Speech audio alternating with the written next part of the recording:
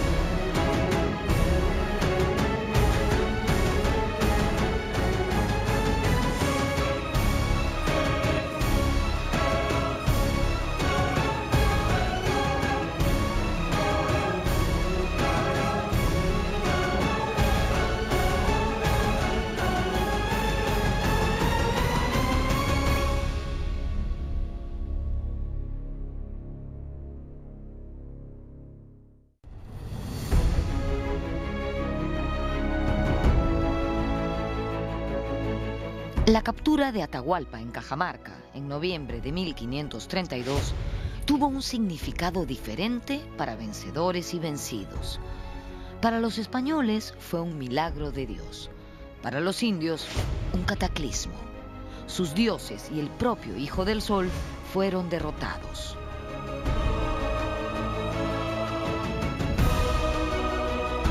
Como ya dijimos en el programa anterior, la conquista se hizo posible gracias a que los españoles se aliaron con las etnias enemigas de los incas, entre ellas los cañaris.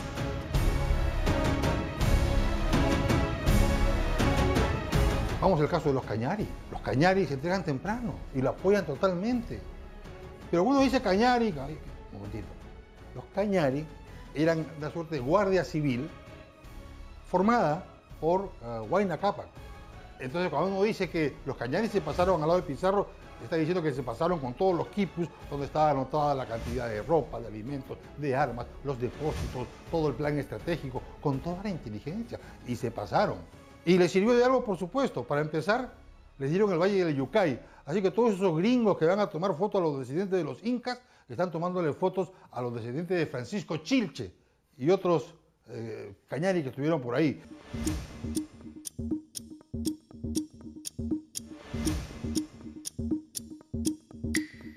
Como todos sabemos, Atahualpa le ofreció a Pizarro un cuarto lleno de oro y 2 de plata a cambio de su libertad.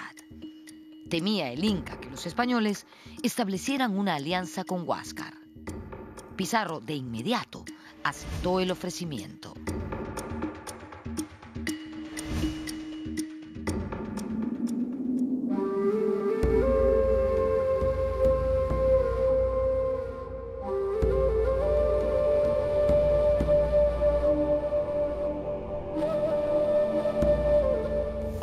El Inca Atahualpa se procedió a recolectar su rescate. Para ello, Francisco Pizarro mandó desde Cajamarca hasta Pachacámac a su hermano, Hernando, con 25 jinetes el 5 de enero de 1533. Cuenta el cronista Miguel de Estete que cuando llegaron aquí se sorprendieron al ver esta mezquita y en ella encontraron una suerte de fosa, de cueva, donde imaginaron que estaría el oro. ¿Cuál no sería su sorpresa al descubrir que esta cueva era un lugar sucio y maloliente, donde había una talla de madera representando al dios Pachacámac?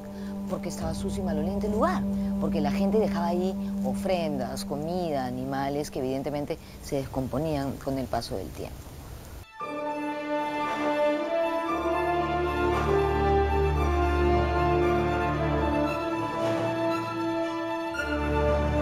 Imaginen la furia que sintió Hernando Pizarro al ver esta situación. Acusó a los indios de adorar imágenes demoníacas y mandó a quemar el ídolo. ¿Ustedes pueden, no sé, darse una idea de lo que eso significaba para los pobladores del Perú? Era más o menos para el mundo católico como que alguien mande a quemar, no sé, la imagen del Señor de los Milagros, por ejemplo.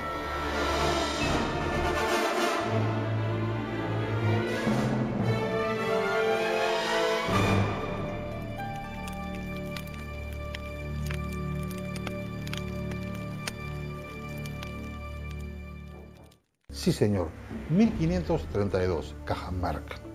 Atahualpa, Pizarro. Atahualpa está preso, cenan cada noche juntos, ya se pusieron de acuerdo para el rescate y entonces, como he anticipado, Atahualpa lo manda a traer al sacerdote Pachacamac con Hernando Martínez y Lucas Martínez, por quien sé todo esto, y lo trata muy mal, lo pone cadenas y le ordena que vaya a traer todo el oro de Pachacamac inmediatamente. Y el otro pues va ahí todo afligido a cumplir, como de hecho ocurrió.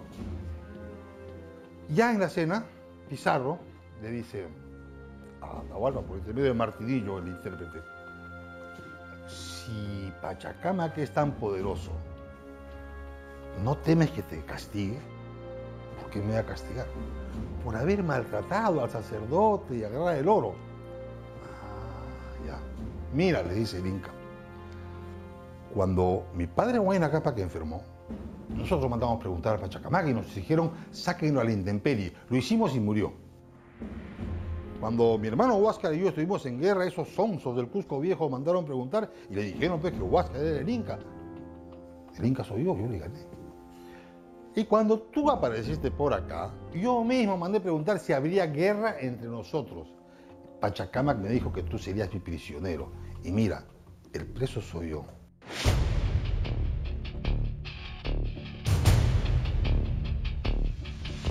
La llegada de Diego de Almagro a Cajamarca empeoró la situación de Atahualpa, quien secretamente mandó asesinar a su hermano Huáscar para que no pudiera aliarse con Pizarro.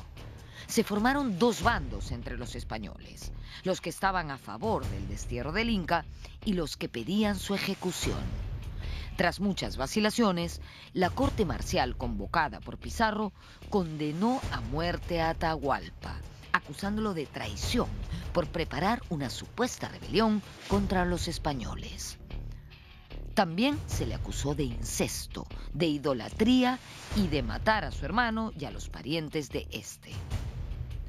El Inca se bautizó y murió bajo la pena del garrote. Corría el mes de julio de 1533. Al parecer, el rescate de Atahualpa consistió en más de 6.000 kilos de oro y cerca de 12.000 de plata. Al rey le correspondió la quinta parte, el llamado quinto real. Cada grupo recibía el botín de acuerdo a su aporte. En el caso de la corona, el botín lo recibía a través de los impuestos del quinto real y de alcabalas, etc. La compañía de conquista recibía también una buena parte del botín ya estipulado en los acuerdos con la corona, y luego venía lo que recibía cada uno de los conquistadores, y cada uno de ellos recibía algo en función a sus aportes. También recibían en función a las acciones bélicas en las que habían estado. Por ejemplo, en Cajamarca se obtuvo un gran botín que se cerró en esa fase. El que estuvo en Cajamarca recibió parte del botín de Cajamarca. El que no estuvo allí no lo recibió. Lo mismo se dio al entrar a la ciudad del Cusco.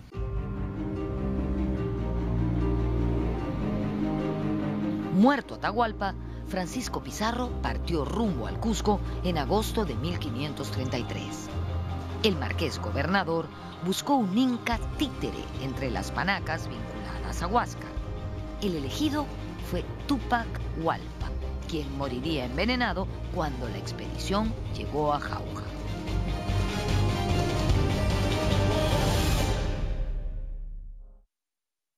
Uno piensa que Francisco Carvajal se hace cabalgatas desde Quito hasta Cusco y tiene cerca de 80 años. Es un vigor increíble. Pizarro está por encima de los 50 años, no son gente joven. Ahora, al mismo tiempo, es claro que sin el Capac Ñan, sin el camino del Inca no hubiese habido conquista o no se hubiese llevado con la velocidad con que se llevó, ¿no? Es a través del Capac Ñan que pueden entrar a Jauja, descender para Lima, ir al Cusco, poner sitio al Cusco, etcétera, ¿no? Pero son excepcionales, realmente son admirables por su temple.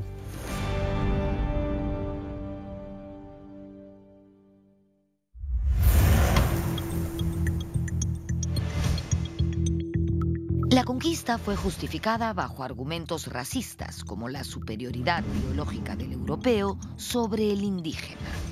Al margen de eso, lo cierto es que la población indígena fue devastada por las enfermedades recién llegadas, para las que ellos no tenían defensas. Luego de la muerte de Túpac Hualpa, Pizarro nombró como inca títere a Manco Inca Yupanqui, quien era un joven hijo de Huayna Cápac. Manco Inca estaba convencido de que los españoles eran dioses que venían a hacer justicia contra los abusos de Atahualpa. Pizarro, por su parte, quería aprovechar la autoridad del joven príncipe inca. De esta manera, ambos ingresaron juntos al Cusco en noviembre de 1533.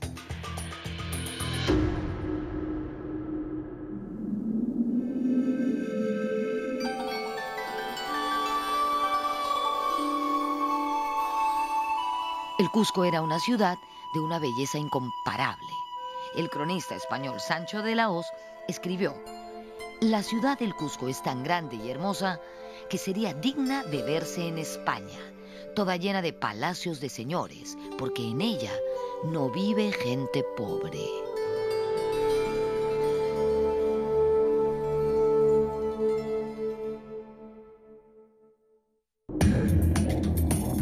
Los habitantes del Cusco vieron con sorpresa cómo sus templos eran saqueados por los supuestos dioses.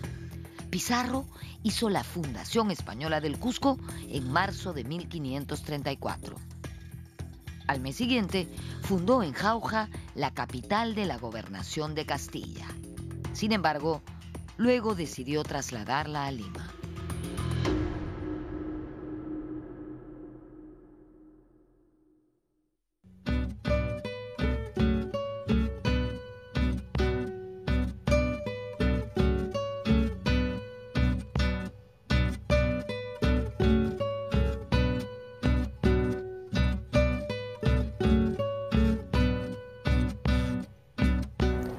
En las expediciones españolas casi no había mujeres. Por eso, los conquistadores entablaron relaciones sexuales con mujeres andinas, muchas veces de forma violenta. Fruto de esas relaciones nacerían los mestizos. Mestizos nacieron de la soldadesca y también de la plana mayor. Por ejemplo, Francisco Pizarro se casó con una princesa inca y tuvo 3 hijos. En esta casa de la esquina vivió un célebre mestizo, pero esa historia se las voy a contar dentro.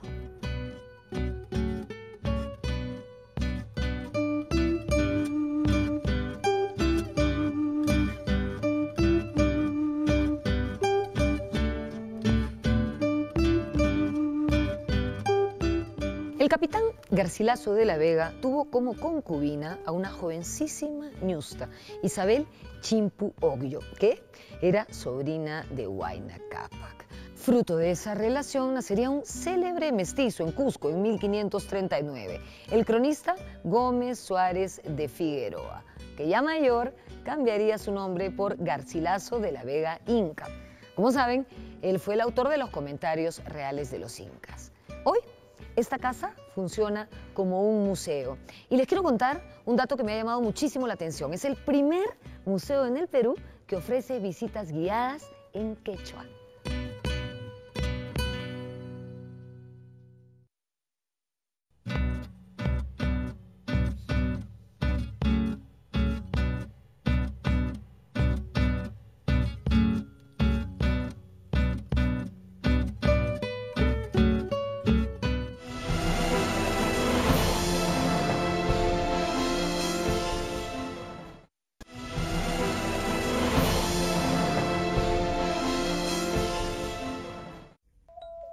Siguiendo con Manco Inca, no pasó mucho tiempo para que se desengañe. Descubrió que los conquistadores no eran dioses, sino mortales que enloquecían por el oro y la plata. Y él mismo fue víctima de esa ambición desmedida. Sin respetar su condición de gobernante, lo encarcelaron y cometieron toda clase de abusos contra él y su esposa.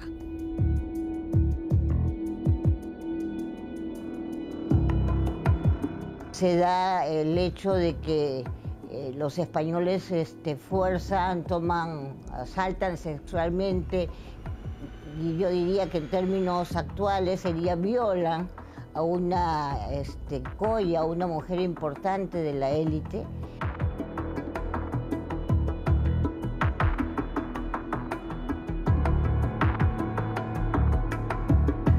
Cansado de las humillaciones e interpretando el sentir de sus súbditos, Manco Inca decidió iniciar la rebelión. Con el pretexto de traer estatuas de oro macizo que estaban en Lares, obtuvo un permiso de Hernando Pizarro, quien era el teniente gobernador del Cusco. Parece mentira que Hernando cayera en la trampa, pero así ocurrió. De esa manera, Manco Inca pudo escapar de la ciudad e iniciar el levantamiento.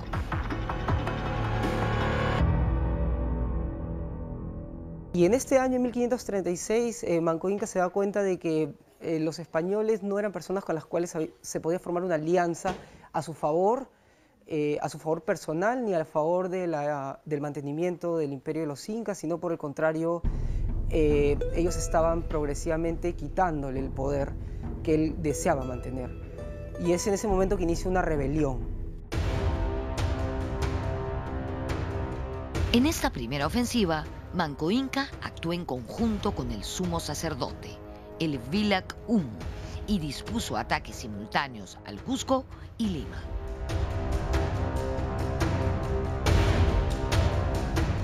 Los españoles lo consideran como el supremo sacerdote, algo así como el Papa, pero no. El Vilac Humu era parte de la élite incaica y era, digamos, co-reinante o co-gobernante con el Inca, que estaba en funciones. Por lo tanto, el Vilac Humu es un personaje importantísimo y era en realidad el Inca que tenía funciones religiosas. Había una diarquía, es decir, dos incas gobernando, y el que tenía funciones religiosas era el Vilac Humu, pero se intercambiaban.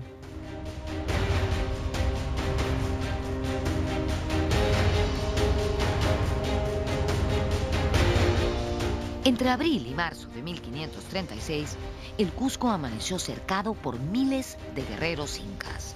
Además, para neutralizar a los caballos, Manco hizo inundar los alrededores de la ciudad. Hernando Pizarro preparó la defensa con su escasa fuerza reforzada por decenas de miles de chachapoyas, tarmas, chancas, huancas y yauyos, etnias enemigas de los incas.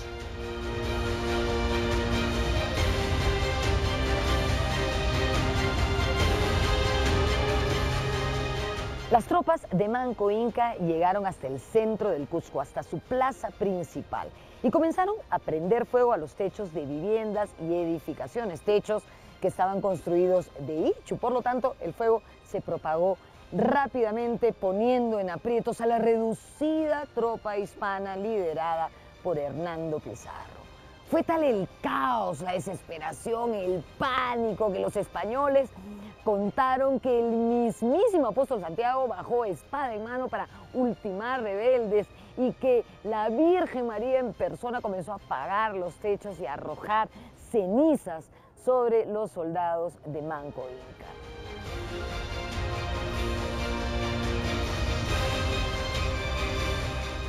Hernando Pizarro tuvo una actividad indesmayable y no dudó en castigar a los españoles por temerosos y cobardes.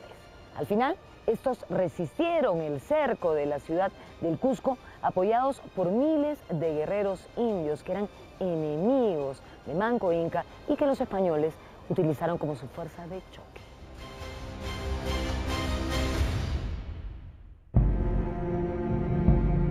A mediados de mayo de 1536 y tras duros enfrentamientos, los españoles y sus aliados se apoderaron de Sacsayhuamán.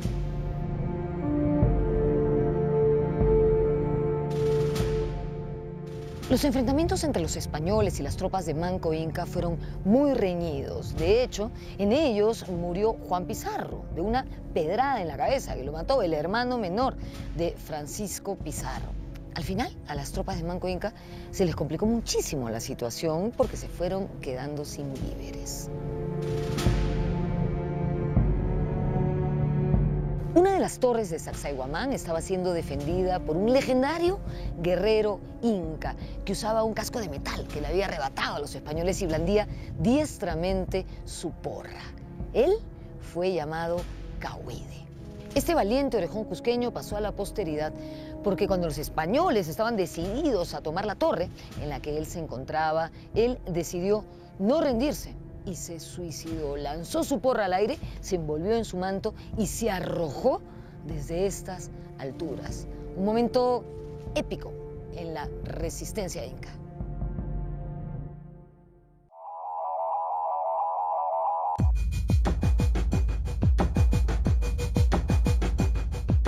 Preocupado por la suerte del Cusco, Francisco Pizarro decidió enviar desde Lima tropas de apoyo a la sierra.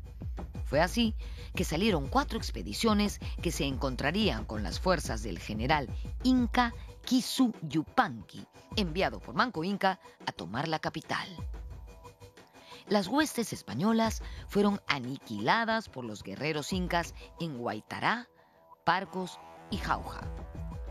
Una 5ª expedición enviada por Pizarro llegó a Huarochirí y regresó a Lima a toda prisa al enterarse de la terrible suerte de sus camaradas. El cerco de Lima era un hecho.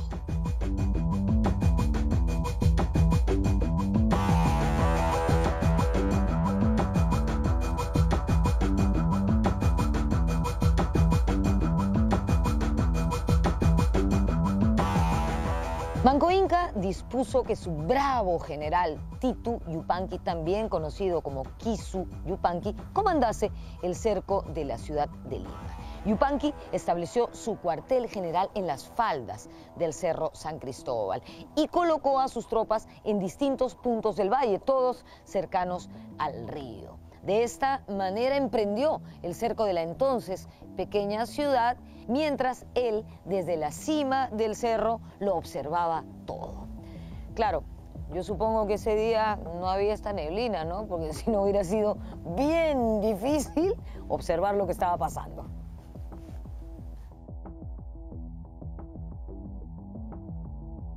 Corría el mes de agosto de 1536 y Lima estaba amenazada por cerca de 25.000 guerreros incas, distribuidos en 3 grandes grupos. Se produjeron varias escaramuzas y los españoles no consiguieron romper el cerco. Pizarro entonces preparó a su ejército para la batalla final. Como en el Cusco, los españoles recibieron el valioso apoyo de miles de indígenas, enemigos de los incas.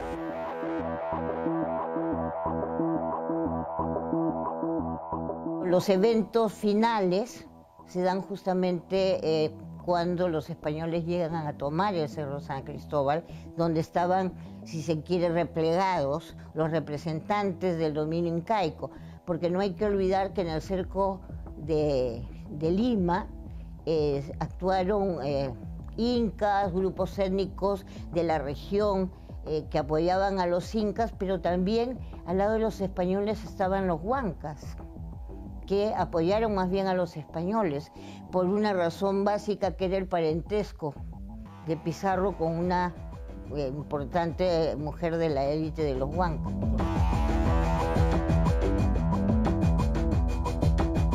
Kisu Yupanqui estaba decidido a exterminar a los extranjeros. "A la mar, barbudos", era el grito de sus guerreros.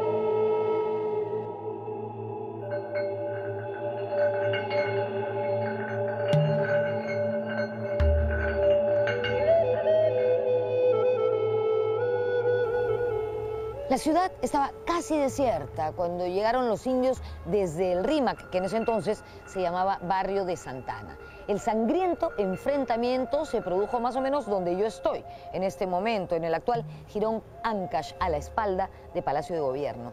Cuentan las crónicas que Titu Yupanqui luchaba desde su litera y en pleno combate fue alcanzado por una lanza que le atravesó el pecho. Cuentan las crónicas también que muerto Titu Yupanqui, los indios comenzaron a retirarse. Se puede discrepar de eso, pero lo cierto es que Titu Yupanqui murió y que el cerco de Lima fracasó principalmente debido a los refuerzos de indios que recibió Pizarro de diversas partes, pero sobre todo de Huaylas. Recordemos que Francisco Pizarro estaba casado con Inés Huaylas, cuya madre era la señora de Huaylas, Contarhuacho. En ese caso, la suegra sí que le dio una ayudita al yerno.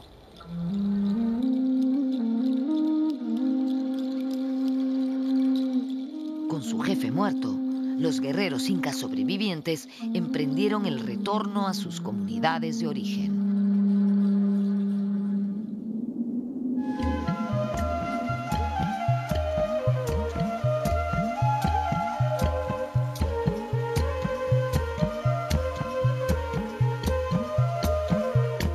Estamos en Puruchuco, zona arqueológica ubicada en el distrito de Ate.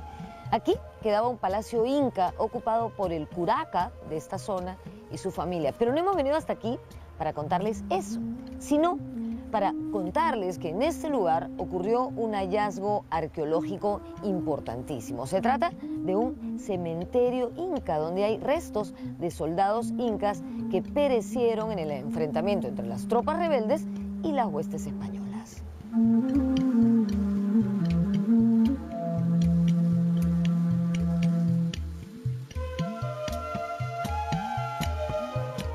¿Y por qué decimos que fue un hallazgo arqueológico importantísimo? Porque estos fueron los primeros y únicos restos de soldados incas muertos en la Guerra de la Conquista que se han encontrado hasta el momento.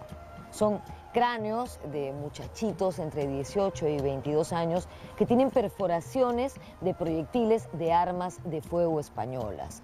Recordemos que en esta guerra Pizarro tuvo de aliados a los indios Huaylas, pero no solamente a ellos, sino también a indios de otras zonas de Lima, como Surco, Caraballo y Lurigancho.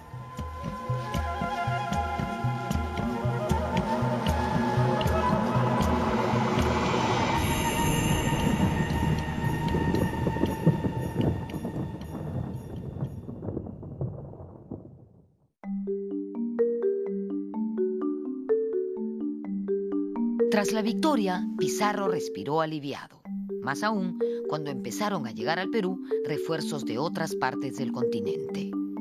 Mientras tanto, en el Cusco seguían los enfrentamientos.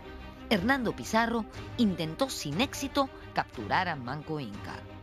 En la refriega era muy llamativa la rivalidad de algunos pueblos con los incas.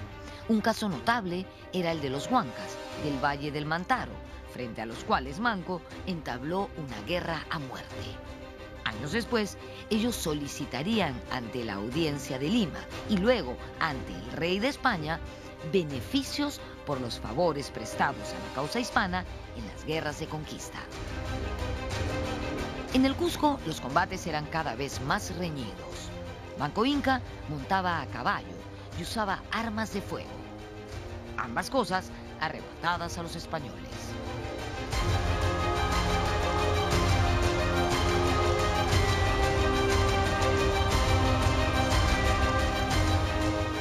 Después de levantar el cerco de la ciudad del Cusco, Manco Inca se retiró a Yucay y posteriormente llegó hasta aquí, a la fortaleza de Ollantaytambo. Los españoles decidieron ir a su encuentro y capturarlo, y para ello organizaron una gran fuerza militar. Esta expedición estuvo a cargo de los hermanos Hernando y Gonzalo Pizarro.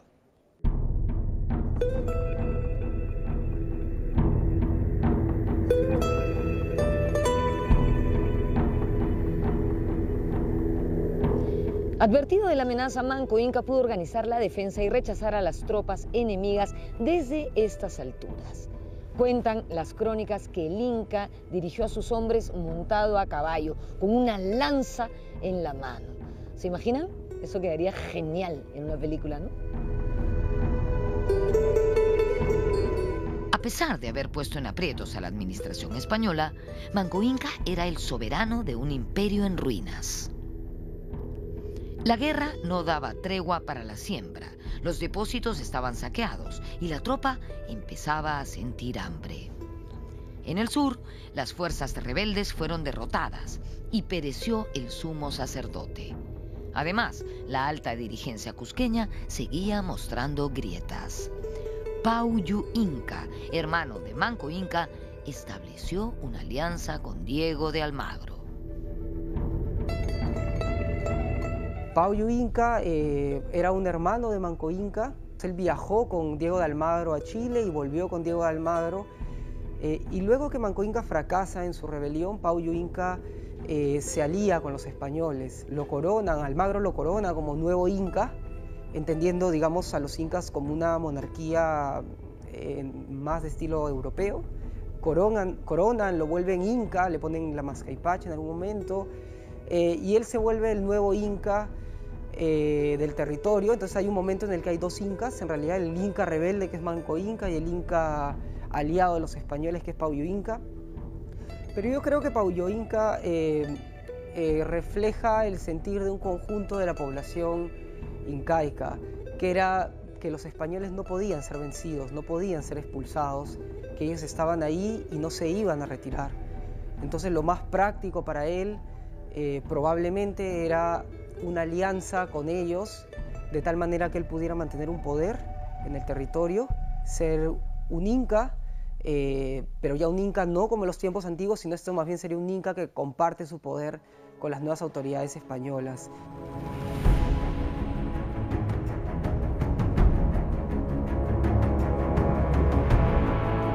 Almagro, que regresaba de su fracasada expedición a Chile, venía dispuesto a enfrentarse a los Pizarro.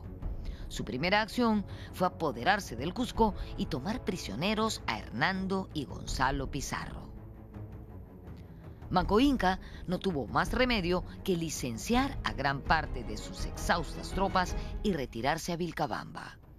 Vilcabamba se ubica en la ceja de selva, al noreste del Cusco, entre los ríos Urubamba y Arequipa. Desde allí, Manco Inca continuó la resistencia.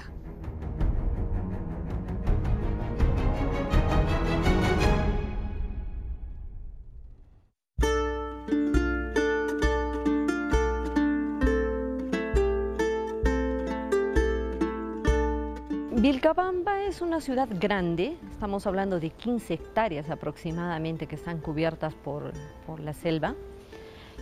Tiene sectores donde hay una especie de plaza, unas habitaciones grandes conocidas como callancas, también hay otros adoratorios, el sector de Tendipampa, las estructuras dobles, hay canchas, hay viviendas.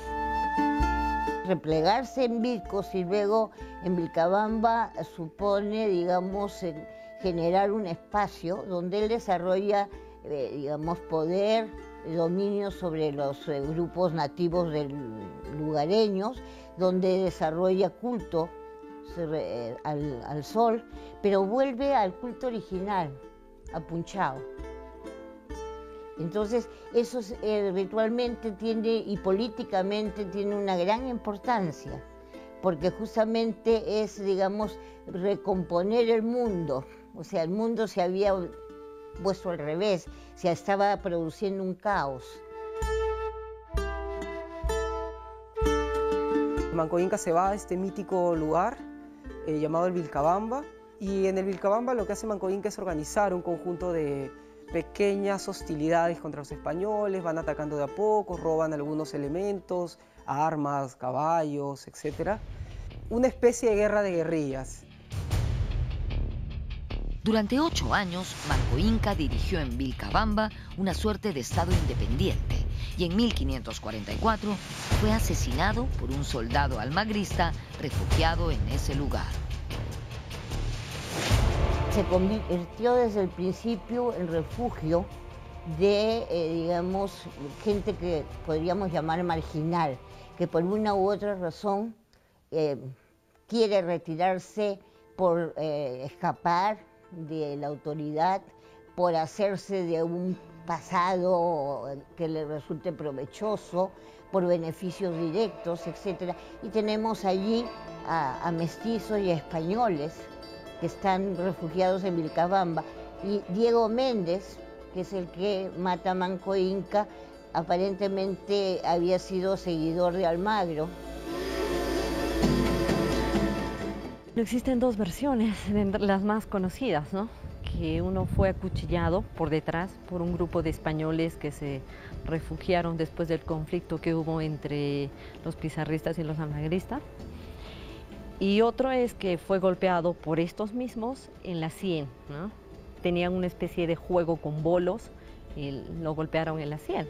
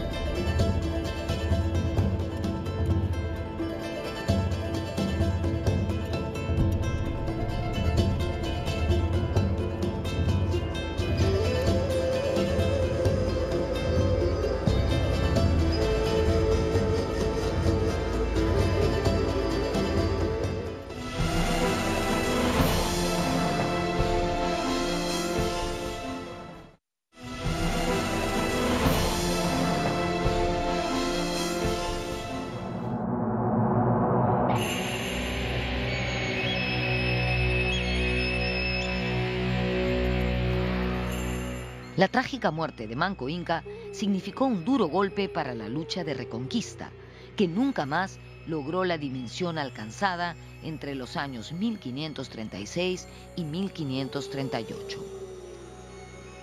De inmediato asumió el gobierno una regencia, hasta que los hijos del Inca fallecido fuesen mayores de edad. De esta manera, quien se convirtió en el segundo Inca de Vilcabamba fue Sayri Tupac, hijo de Manco Inca, quien en 1558 decidió subordinarse a la autoridad del rey de España. Viajó a Lima y hasta recibió encomiendas y honores.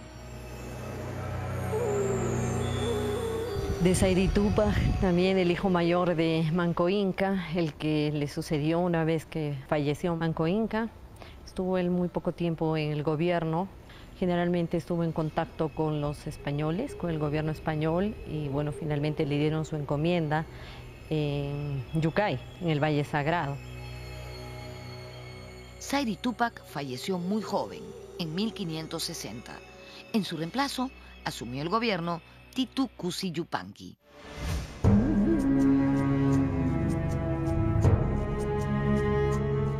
Ese inca mantuvo la beligerancia contra los españoles y sembró el pánico entre los mercaderes. Durante 10 años mantuvo esa postura sin ser derrotado por el virrey Diego López de Zúñiga. Lo importante de Titu Cusi Yupanqui es que fue el autor de un escrito enviado al gobernador del Perú, Lope García de Castro, donde narraba detalles de la rebelión de su padre, Manco Inca, y donde defendía su origen noble. Él escribe esta crónica un par de años antes de morir o poco antes de morir, que es básicamente una historia de cómo Manco Inca vivió la rebelión contra los españoles, y lo que tiene esta crónica es el punto de vista de los incas. El punto de vista, en este caso, de los que perdieron este enfrentamiento y que progresivamente, para los años de Manco Inca, ya hacia la década de 1560, el poder de ellos era cada vez menor y, como comento, las instituciones españolas y la presencia española se consolidaba. Es probable que este esfuerzo de Tito Cusi Yupanqui haya sido resultado de un intento por decirle al rey y a las autoridades del virreinato peruano de que él era un legítimo heredero de la monarquía o lo que podía entenderse como una dinastía inca, y que por lo tanto había que entablar negociaciones con él y negociar con él el dominio del territorio, ¿no?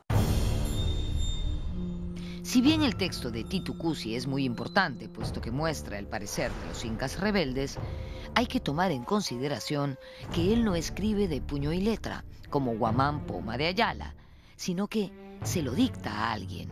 Es decir, hay una intermediación. En realidad no es prácticamente una crónica, es un relato que acompaña a un petitorio que Lope García de Castro, cuando llegue a España, le va a entregar al propio rey, al Consejo de Indias. Entonces, es importante porque se considera que es el único documento que hasta ahora conocemos elaborado por un inca. Pero también hay que ser claro señalando que está elaborado por un inca, pero con la colaboración de un sacerdote y con la colaboración que escribe de un mestizo. En 1566, Titu Cusi Yupanqui llegó a firmar con el gobernador López García de Castro la paz, o el Tratado de Acobamba, donde se estipulaban algunos acuerdos, como permitir el ingreso de misioneros españoles a Vilcabamba. Titu Cusi fue bautizado cristiano y falleció en 1571, al parecer víctima de envenenamiento. Fue reemplazado en el trono de Vilcabamba por su hermano, el sacerdote Túpac Amaru. Cuando ocurrió esto, ya gobernaba el Perú el virrey Francisco de Toledo, quien tenía como objetivo acabar con las pretensiones de la sobreviviente nobleza inca y destruir el reducto de Vilcabamba. Para ello, organizó una expedición militar con el pretexto de castigar la muerte de sacerdotes católicos a raíz de la enfermedad de Titu Cusi Yupanqui.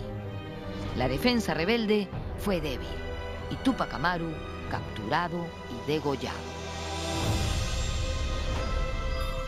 Cuando muere, abandona, se pierde Vicos, Yuragrumi, y los incas se recluyen en la zona de Espíritu Pampa o Vilcabamba.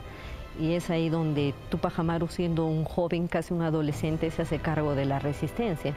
Él estuvo menos de un año, que el virrey Toledo ordena el ingreso a la zona de Vilcabamba, a la ciudad de Vilcabamba, y esta es abandonada, quemada, y escapan los líderes, ¿no? Dentro de ellos Túpac Amaru. Claro que tiempo después es capturado, porque él fugaba con una esposa adolescente que estaba embarazada, entonces no podía ingresar a la selva tan fácilmente. Y bueno, es capturado, traído al Cusco y degollado en la Plaza de Armas, ¿no?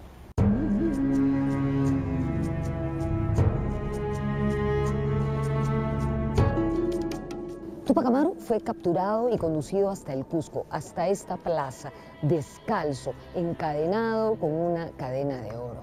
Él se negó a hablar con el virrey de Toledo por considerarlo un yanacona, es decir, un sirviente del rey de España. Fue condenado a muerte por traición a la corona española. Finalmente fue ejecutado aquí. Fue decapitado en septiembre de 1572. Eso sí, el Inca afrontó serenamente su fatal destino.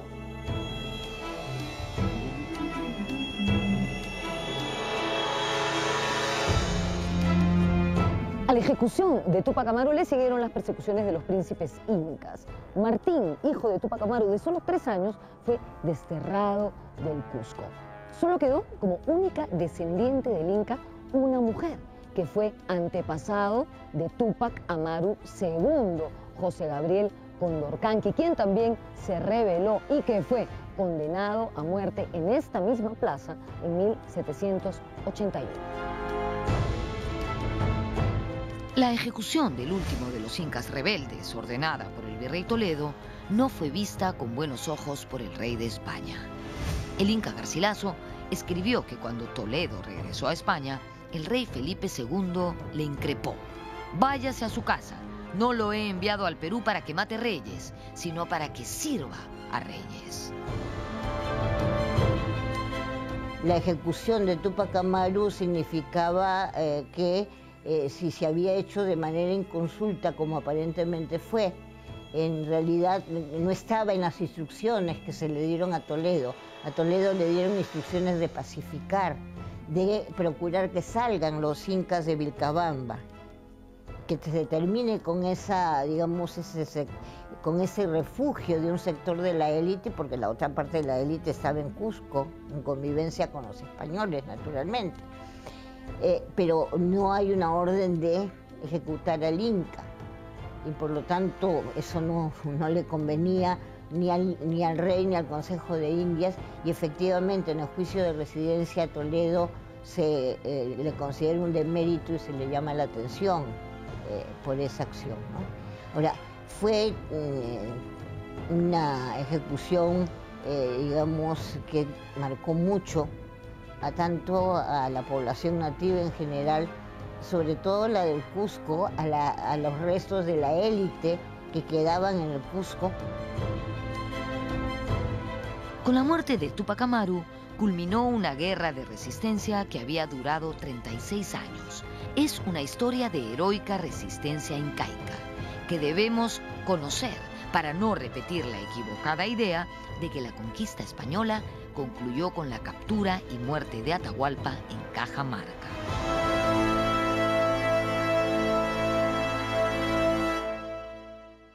Después de la muerte de Túpac Amaru, ocurrida aquí en el Cusco, se empezó a difundir un mito en los Andes y ha entrado el siglo XVII, el mito de Incarri. Incarri, hijo del sol, fundador del Cusco y creador de todas las cosas que existen en el mundo. Incarri fue apresado y decapitado y su cabeza fue enterrada aquí, en esta ciudad. Sin embargo, el mito cuenta que su cabeza sigue viva, mientras su cuerpo se reconstituye debajo de la tierra. Cuando eso ocurra, Incarri volverá a restituir el orden del mundo. ¿Qué creen ustedes? ¿Habrá alguien capaz de restituir el orden en este mundo en el que vivimos? Ojalá, ¿no? Nos vemos en la próxima.